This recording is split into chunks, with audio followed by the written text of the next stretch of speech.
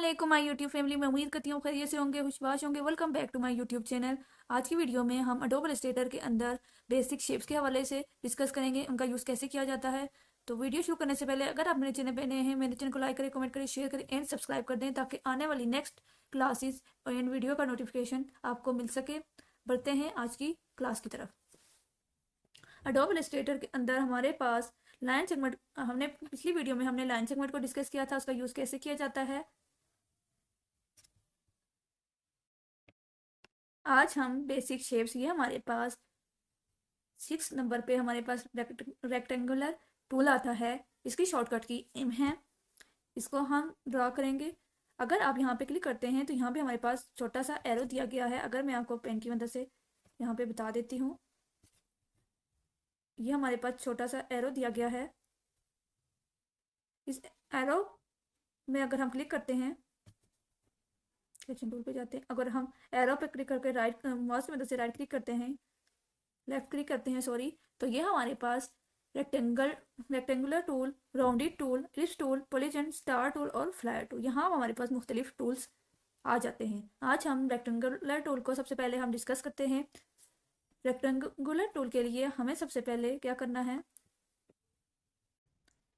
हमने यहाँ पे शेप पे क्लिक किया और सिंपली यहाँ पे आके क्लिक करके छोड़ दिया तो ये हमसे ऑलरेडी विड्थ और हाइट पूछ रहा है।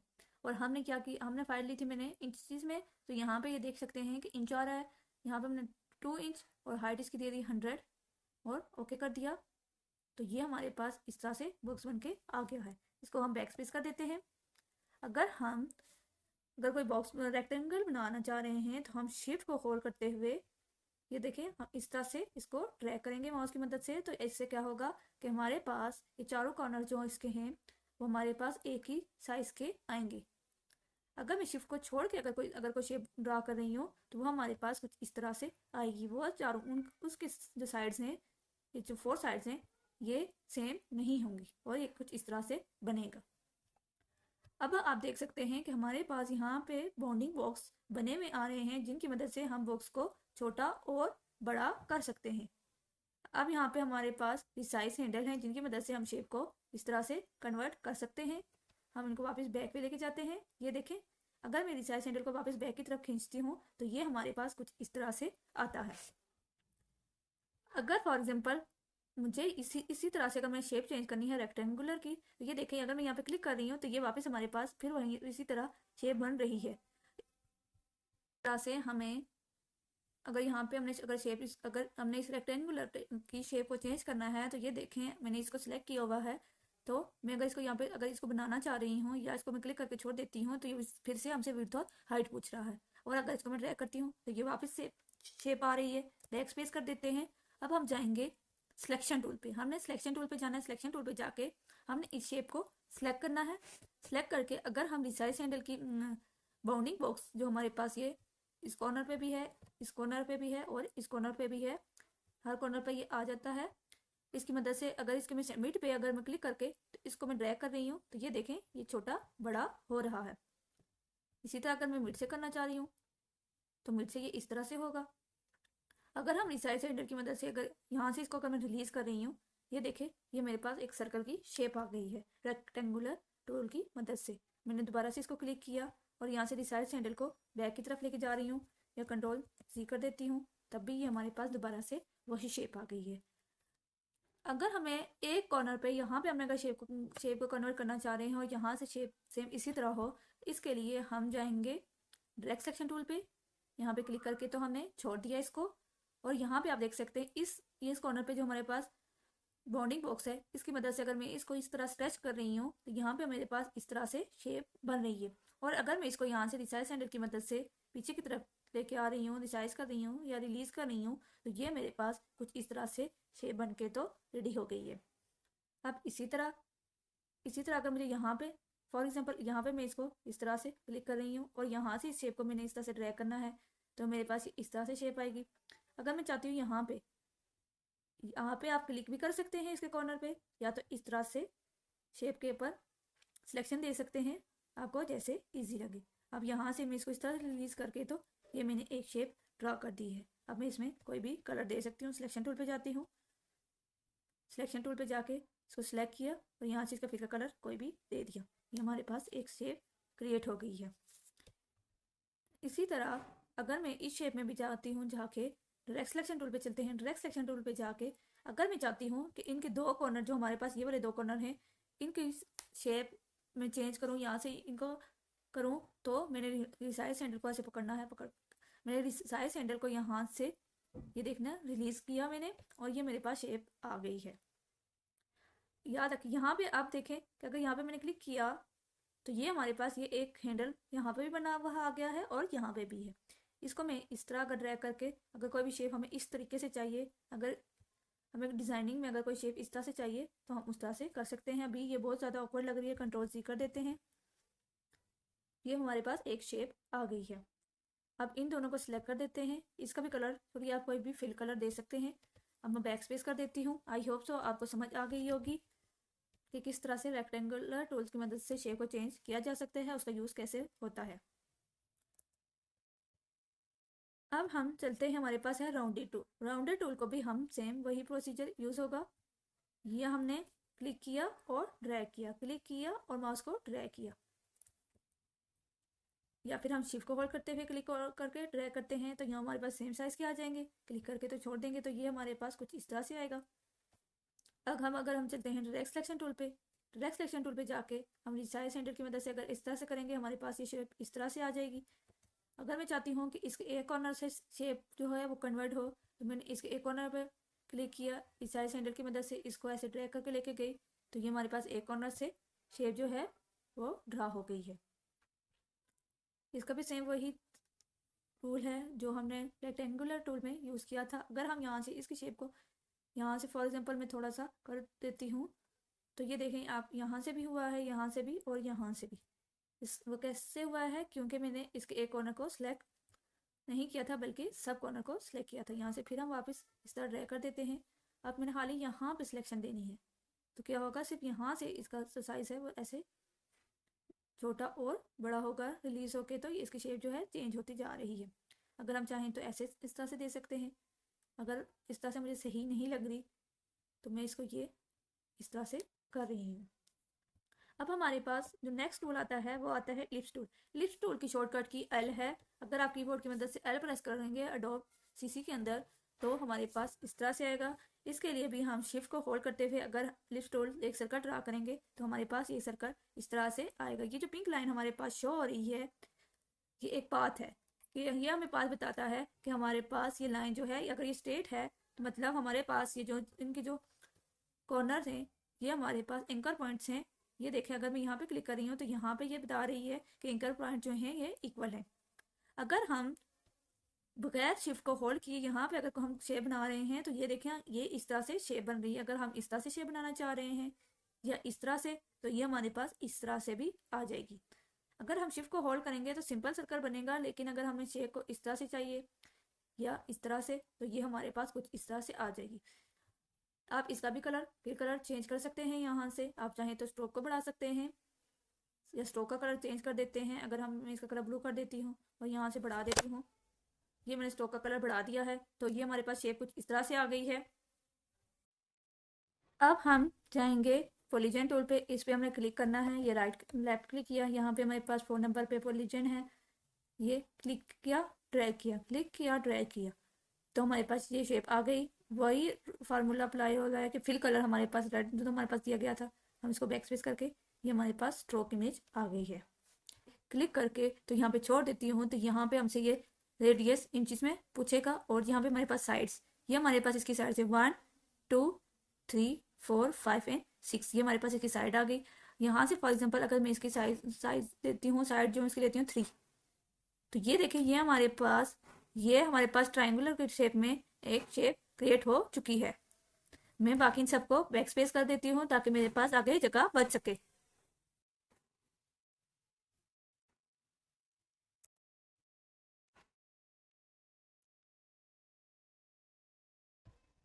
ये हमारे पास ट्राइंगल की तरह शेप आ गई है।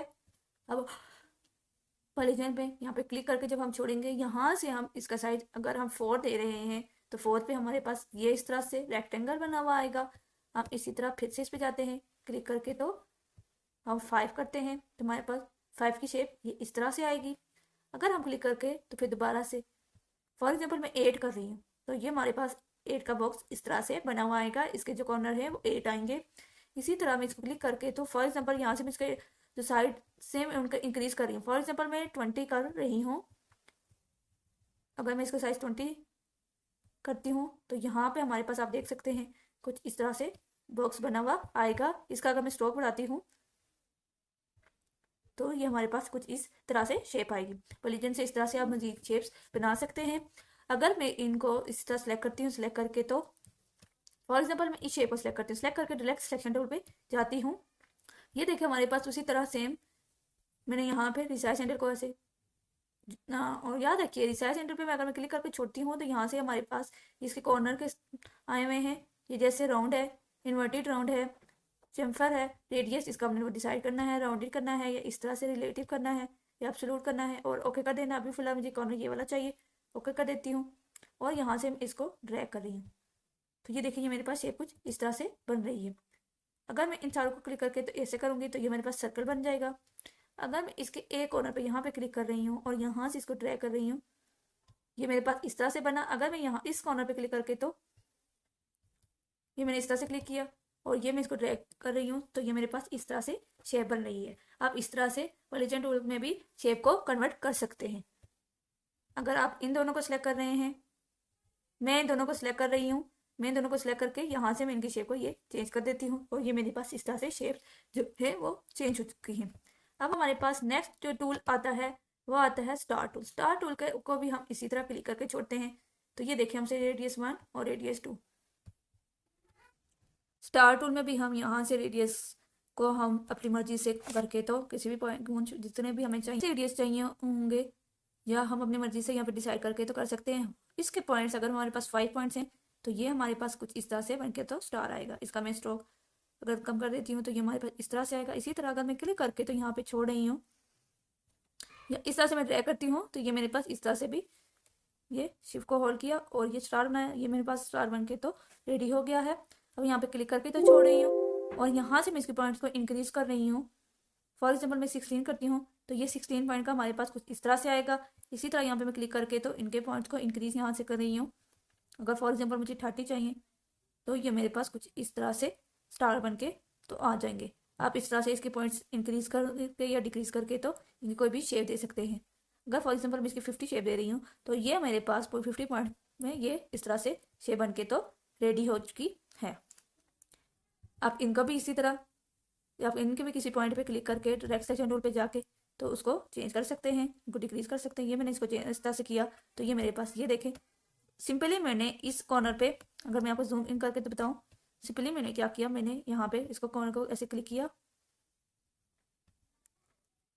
ये मैंने इसको बाहर की तरफ इंक्रीज किया तो ये मेरे पास कुछ इस तरह से शेप बन के तो रेडी हो गई है। इसी तरह अगर आप स्टार टूल पे डायरेक्ट सेलेक्शन टूल पे जाते हैं, स्टार टूल पे जो हमारे पास जो शेप बनी हुई है इसमें यहाँ पे हम इसको इस तरह से रिलीज करेंगे तो ये हमारे पास इस तरह से आएगी। अब यहाँ से अगर मैं कर रही हूँ तो ये मेरे पास इस तरह से शेप आ गई है। अब यहाँ से मैं इसको रिलीज कर रही हूँ तो ये हमारे पास इस तरह से शेप्स बन रही हैं। अब हम नेक्स्ट हमारे पास यहाँ पे हमारे पास आता है, इसको हम इस तरह से करेंगे तो ये हमारे पास कुछ इस तरह से भी शेप बन सकती हैं। स्टार टूल का मेथड ऐसे ही है जैसे रेक्टेंगुलर टूल का था, आप इनकी मदद से किसी भी इन शेप्स को चेंज कर सकते हैं। अब हमारे पास नेक्स्ट जो टूल आता है वह फ्लायर टूल।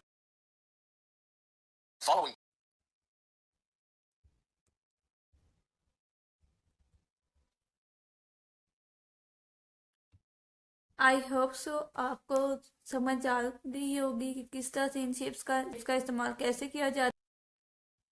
अब मैं इन सबको बैक स्पेस कर देती हूँ और इनकी जो क्लास, वैसे तो अगर इनको डीपली क्लास में अगर डिस्कस करना हुआ तो इनको मैं डिटेल से डिस्कस करूँगी एक अलग से वीडियो बना के। तो अभी के लिए फ़िलहाल इतना ही, और ताकि हम आगे बढ़ सके अगली क्लासेस की तरफ। तो ये वीडियो सेलेक्ट कर दिया है, सेलेक्ट करके तो मैं इनको बैक स्पेस कर देती हूँ और आने वाली नेक्स्ट वीडियोस और नेक्स्ट क्लासेस में हम इनके बारे में मज़ीद जानेंगे। अभी मैं इनको बैक स्पेस, अभी मैंने इनको ये मैंने इनको क्लिक कर दिया है, क्लिक करके मैं इनको बैक स्पेस कर देती हूँ। और अब हम जानेंगे हमारे पास जो नेक्स्ट जो टूल आता है इसको बोलते हैं, सॉरी हम जाएंगे फ्लेयर टूल में अगर आप देख सकते हैं कि मैं यहाँ पे ये एक बना हुआ, इसको मैं इस तरह से, ये देखिए मैं सिंपल सा इसको ड्रैग कर रही हूँ माउस की मदद से, तो ये हमारे पास कुछ इस तरह से बना हुआ आ रहा है। इसी तरह मैं यहाँ से, ये देखें मैं यहाँ पे क्लिक कर रही हूँ, तो ये मेरे पास कुछ इस तरह से शेप आ रही है। यहाँ पे मैं क्लिक करके तो छोड़ देती हूँ। तो ये हमसे डायामीटर पूछ रहा है। अगर मैं डायामीटर की ऑप्सिटी यहाँ से बढ़ा रही हूँ तो ये देखें आपको इसमें चेंजिंग होती दिखाई देंगी। अगर मैं इसकी डायामीटर की ऑप्सिटी को इस तरह से यहाँ से कम कर रही हूँ तो ये इस तरह से आएगा। यहाँ से इसकी ब्राइटनेस भी आप कम ज़्यादा कर सकते हैं। अगर मैं इसकी ऑप्सिटी को यहाँ से, ओपेसिटी को यहाँ से मैं कम कर रही हूँ तो ये मेरे पास इस तरह से आएगा। अगर मैं इसकी ग्रोथ को यहाँ से इंक्रीज़ करती हूँ तो ये मेरे पास इस तरह से आएगा। आप इसमें मदद से छोटा बड़ा कर सकते हैं। वो हमें फुजीनेस है, इसको हम इस तरह से छोटा बड़ा करके तो जिस तरह से हमें चाहिए उस तरह से कर सकते हैं। हमारे पास ये जो हमारे पास रेस है, इनको इंक्रीज़ कर सकते हैं या डिक्रीज़ कर सकते हैं, आपको जैसे चाहिए। हमें कितना लॉन्गर चाहिए ये भी आप कर सकते हैं। फॉर एग्जांपल हमें कम चाहिए तो हम कम में कर सकते हैं। अब बात इसी तरह है, नंबर है, आप इनको भी डिक्रीज़ कर सकते हैं। ड्यूरेशन अगर आपको 90 डिग्री की चाहिए फॉर एग्जांपल, तो यहाँ पे अगर मैं लिख लेती हूँ 90 और ओके कर देती हूँ, तो ये देखिए ये मेरे पास कुछ इस तरह से बन चुका है। सिंपली हम जाएंगे फ्लेयर टूल पे और ये देखेंगे, ये इसको मैं लाइटली से, बिल्कुल लाइट सा इसको मैं ड्रैग कर रही हूँ, तो ये हमारे पास कुछ इस तरह से आ गया है। अब यहाँ पे ये देख सकते हैं आप, मैं इस तरह से मैं इसको यहाँ पे डबल क्लिक कर रही हूँ तो ये हमारे पास एक शेप बन के तो रेडी हो चुकी है। अब हमारे पास ये शेप तो बन के तो रेडी हो चुकी है, ये आप देख ले सकते हैं। इसको मैं शिफ्ट की मदद से छोटा कर रही हूँ। छोटा करने के बाद हम जाएंगे ऑब्जेक्ट पे, ऑब्जेक्ट के बाद हम जाएंगे ट्रांसफॉर्म पे। ट्रांसफॉर्म पे जाके ऑब्जेक्ट पे जाते हैं, ट्रांसफॉर्म पे जाते हैं एंड ट्रांसफॉर्म ईच कर देते हैं, तो ये हमारे पास कुछ इस तरह से ओपन हो जाएगा। इसके स्केल को आप वर्टिकली हॉरिजॉन्टली भी आप कर सकते हैं, जो इसमें सेंटर पे लेके आ रही हूँ, वर्टिकली भी कर सकते हैं, इस तरह से मूव भी अगर आप इसको करना चाहें। ये देखें ये इनको आगे पीछे कर रही हूँ इनके स्केल को, तो ये उस तरह से शेप इनकी चेंज होती जा रही है। अब हमारे पास एंगल 15 है, हम इस तरह से कोई भी एंगल हम इसको दे सकते हैं। यहाँ से हम स्ट्रोक इफेक्ट डालना चाहें तो डाल सकते हैं, नहीं तो नहीं डाल सकते। कॉपी कर लेते हैं और ये हमारे पास इस तरह से शेप बन के तैयार हो गई है। अब आपने करना क्या है, आपने इसकी कॉपी करनी है। कॉपी करके तो इसकी बहुत से, जैसे हम करते हैं कंट्रोल सी, या एडिट पे जाते हैं, कॉपी, और एडिट पे जाके वापस पेस्ट इन प्लेस, ये हमारे पास इस तरह से आ गई। एडिट, कॉपी,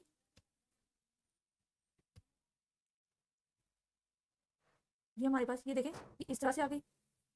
इस तरह से आप इनको कॉपी, अगर मैं इनको सारों को इस तरह से इनके इसके चारों कॉर्नर में कॉपी करके तो आपको करके तो दिखा देती हूँ। या आप कंट्रोल सी प्लस कंट्रोल तो सेलेक्ट किया, कंट्रोल सी किया, कंट्रोल सी प्लस डी करेंगे तो ये हमारे पास मुख्तलिफ इसकी कॉपीज आ जाएंगी। कॉपी लिखा हुआ है, कंट्रोल सी से कॉपी की और पेस्ट इन प्लेस की, और ये हमारे पास कुछ इस तरह से शेप बन के तो तैयार हो गई है फ्लेयर टूल से। अब इन सब को हम सिलेक्ट करते हैं, ये हमने सेलेक्ट किया है। अब हम जाएंगे, यहाँ पे हमारे पास ग्रेडियंट आता है, तो इसके लिए हम यहाँ पे सबसे पहले हम जाएंगे ऊपर और कोई भी शेप लेंगे। फॉर एग्जाम्पल अगर मैं ये शेप ले रही हूँ, ये मैंने शेप ली है, इसकी स्ट्रोक को हम ब्लैक करेंगे और यहाँ से स्ट्रोक को हमने ब्लैक कर दिया है। अब यहाँ पे मैं आपको बताती हूँ कि यहाँ पे मैं इसका कलर, फॉर एग्जाम्पल यहाँ से मैं कोई भी इसका कलर दे देती हूँ। यहाँ पे मैं डबल क्लिक करती हूँ, यहाँ पे हमारे पास मुख्तलिफ स्वेचेस आ जाते हैं। फॉर एग्जाम्पल मैं इसका कलर इस तरह से कर रही हूँ। अब मैं इसमें डबल क्लिक करूँगी साइड पे भी,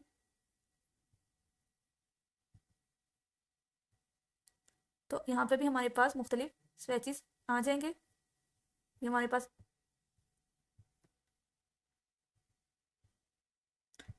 मुख्तलिफ स्वेचेस आ गए हैं और ये हमारे पास कुछ इस तरह से ये आ चुका है। अब मैं करती क्या हूँ कि मैं इसको यहीं पे रख के